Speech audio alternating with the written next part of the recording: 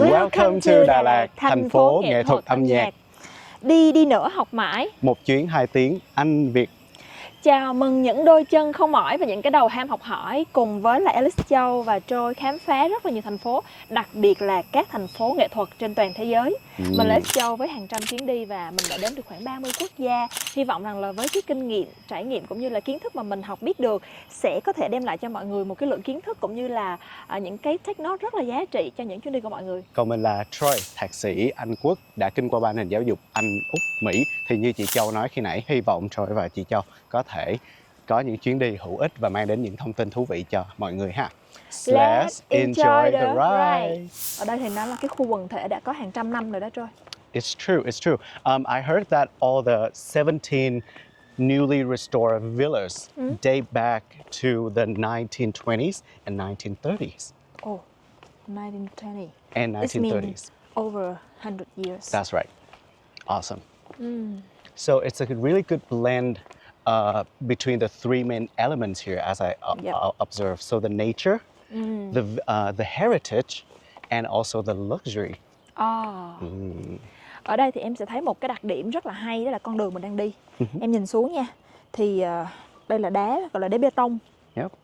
Ở Đà Lạt thì từ hàng trăm năm trước á, là họ làm đường bằng đá bê tông. Thì cái điểm này nó rất là hay nè. Có nghĩa rằng là chị nghĩ thôi nha, khi mà vì mặt đất này em, nó không thể nào mà nó luôn luôn là như vậy. Nếu nó có thể lên xuống một chút xíu thì cái cấu trúc này nó làm cho cái cấu trúc chung nó không bị vỡ, là vì nó đã là vỡ sẵn rồi này, nó làm từng khối đá ghép lại và nó rất là bền theo thời gian. Đồng thời nó có một cái rất là đẹp, giống như hôm qua mình có coi ở cái bờ Tà Ly á, có nghĩa là cây cỏ nó sẽ mọc len theo cái bờ đá. Đây là một cái nét rất là đặc trưng của Đà Lạt. Nhiều khi mình chỉ đi con đường này thôi mà thấy mình đi Đà Lạt rồi đó. That's right. Because we are in Đà Lạt, right? Aren't we?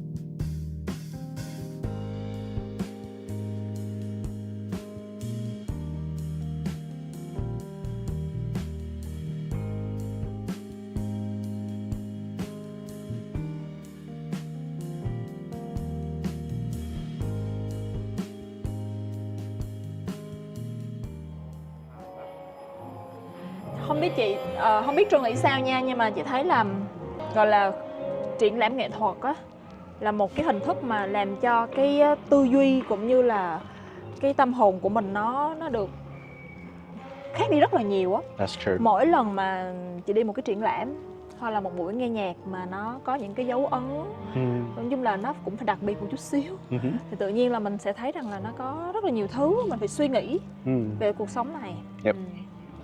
And also what I really like about going to painting exhibitions and stuff like this is that we get to really question ourselves. Like we kind of grow our curiosity. We kind of put ourselves in a curious mindset. Like, why are the paintings portrayed that way? And what's the meaning behind it? And we kind of go deeper into our subconscious and think about and reflect on our experience in order to interpret the artwork. So that's what I really enjoy about this. Giống như cái bức tranh lúc nãy á, là mới nhìn vô thì mình thấy nó giống như là khá là trừu tượng, đúng không? Và tranh sơn mài mà nó có rất là nhiều tầng màu. Cho nên nó là mình không thể nhìn qua và mình hiểu được đâu. Mình cần phải đứng lại, như chánh niệm vậy đó. Tập trung. Và khi mình nhìn một lúc thì mình sẽ thấy được là cái tầng lớp trong đó. Mình thấy được đám mây và thấy mưa. Thấy mưa xong mới thấy một thành phố ẩn sau mưa. That's true.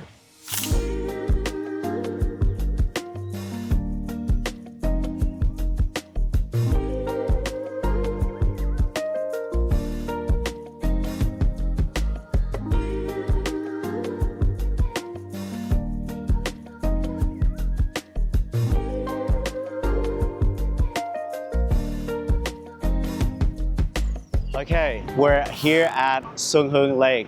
Of course, everybody knows about Xuân Hương Lake when it comes to Đà Lạt, right? But just for all of you who don't know, there's something I like to share about this lake. In 2010, the whole lake was actually drained out of its water in order for the local government to conduct the revamp.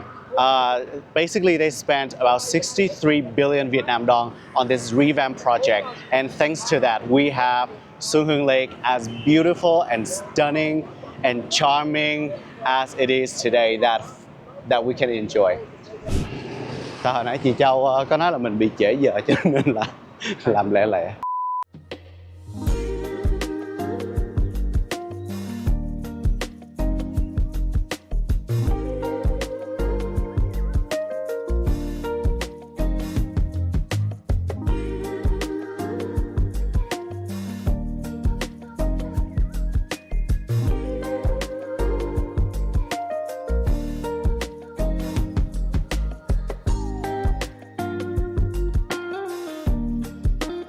Có nắng nữa, chị Châu coi chừng nha. Ok.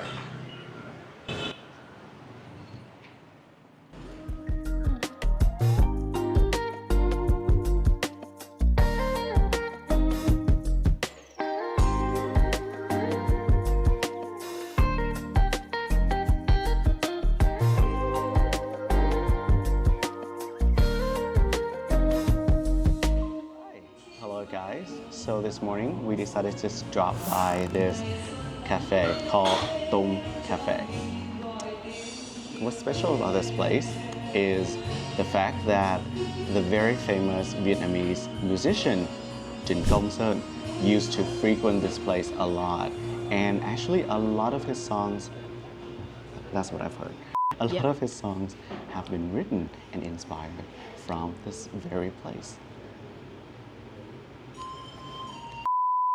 Đây cũng là có một cái điểm cái góc lúc nãy chị với em mình vô ngồi á, góc chân cầu thang đó, chính là cái góc mà bác Trịnh Công Sơn với lại Khánh Ly ngồi. Và bác thì rất thích cái góc đó, kiểu như là một cái người giống như là họ thích ẩn mình ấy, và một cái góc rất là ít người qua lại, ít người thấy. Interesting. Okay. Cà phê Tùng thì rất là nổi tiếng với lại cà phê Phin. Đây. Chị một Phin, em một Phin đúng không? Yep. Đây là cà phê Phin và mình phải ngồi đợi nó đang trót từng giọt xuống. Alright, and so for those of you who have never been to Vietnam before and have never seen this type of this way of making coffee, it's called dripped coffee, and it's somewhat like a very signature way of making coffee here in Vietnam. I've never tried anything that has both coffee and rum before, so I hope this is going to be a good experience. Yeah. Và cho chị với mọi người nha, khi mà nó đã nhỏ xuống hết đó, thì mình sẽ lấy cái này, mình đựng dưới đây, bỏ ra một bên để mà mình khuấy cái ly cà phê sữa này lên ha. Trong này nó sẽ có sữa, thì làm sao thấy cái này đây, đây, như là sữa đặc các mọi người đó, sữa đặc màu trắng thấy không? Đó, mình sẽ khuấy lên. Và ở đây nó rất là đậm em, cà phê đây rất là đậm. Yep. Cho nên là chị chưa có dám uống liền, mà chị sẽ ăn yaourt trước. Và ở đây cũng là cái signature Đà Lạt đó, họ làm yaourt bằng sữa tươi, cho nên nó sẽ có một cái lớp ván bơ. Mọi người thấy cái ván bơ này, đó, cái ván bơ ở trên á. Thì cái ván bơ rất là béo nha, rất là béo luôn. Góc này mọi người thấy rất là dày không? Nó dày lắm. Oh yeah. Rất là ván bơ rất là dày ha, rất là hấp dẫn ha. Béo lắm.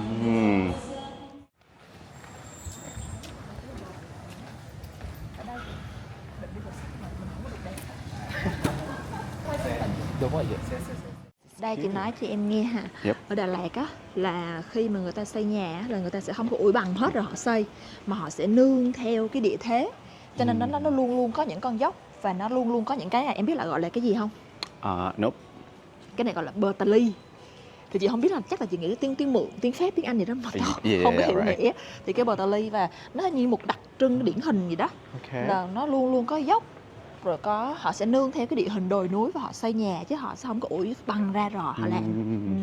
Đó là cái đấy đặc trưng. Và sau này thì phố bên đồi người ta thực hiện những cái dự án, người ta vẽ tường á cho nó, vì nó sẽ đỡ cũ kỹ hơn, với lại là giới trẻ nó cảm thấy là nó có gọi là màu sắc hơn, tươi trẻ hơn. Và ở dưới dốc này thì sáng nay chị dắt em đi ăn bánh căn. One of my favorites. Yeah. How can we call it in English? I think it's a type of pancake. Yep. Bánh căn cô chín. Ăn từ cái hồi mà Hình còn học tiểu học, chắc là 30 năm trước. 30 năm trước đây. Yep.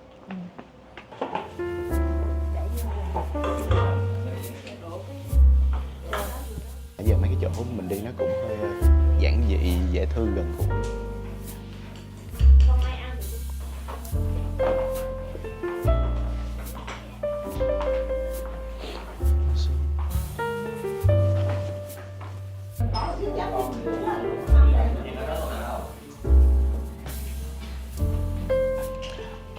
I'm gonna let you guys in on one little secret. It's been 10 years since I've tried this dish again. So now I'm gonna give you guys what I feel after 10 years. Màn húp nước mắm kinh điển. It tastes just like 10 years ago. Hồi nhỏ thì mình chỉ được ăn bánh căn, không có trứng bánh căn không á, với lại nước mắm hành thôi. Đối với mình nó rất là ngon, mình không hiểu sao đó, chắc là hương vị tuổi thơ, rất là ngon. Sau này thì nó có thêm topping, nó có thêm xíu mại nè, có thêm xoài, nên là nó điều vị hấp dẫn hơn. Nhưng mà cơ bản là chỉ cần mình nếm cái hành á, cái hành mà họ đổ dầu sôi vô nên nó sẽ rất là thơm. Còn với nước mắm thôi là mình thấy là rất là enjoy, rất là hấp dẫn.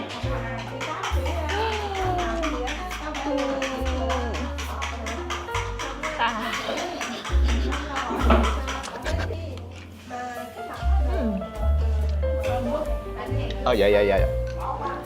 Cảm ơn gì? Cảm ơn gì? Để một phía bên này. Này là bánh trứng gà. Trời ơi. Alright guys, we're at one of the most iconic landmarks in Đà Lạt. Do you guys want to guess what it is? Look at this. Okay, this is one of the old engines of a used to be fully functional train. That's right, we're at Đà Lạt train station. Right now, right outside this cabin, there are a lot of foreign tourists enjoying this view and learning about its history. So, shall we check it out? This station was built during the French colonial era. So, what does that tell you? Is that the station's architectural design is a good blend between the French colonial design as well as the local indigenous features. And I'm gonna let you in on one little secret. If you look over here, you could see those three high-pitched roofs, right? And from what I've researched, those are actually inspired by one of Đà Lạt most iconic mountains, the Lang Biang Mountains. Ok. Nó cũng tàu hả?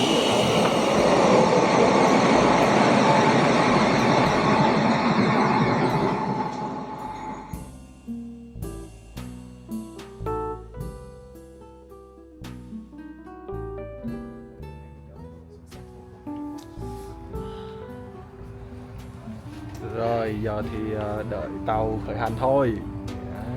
Bây giờ ta trễ giờ, trời ơi. Rồi lên tự lên chạy luôn thôi. Rồi tự lên chạy luôn á. Đi thôi. Ok.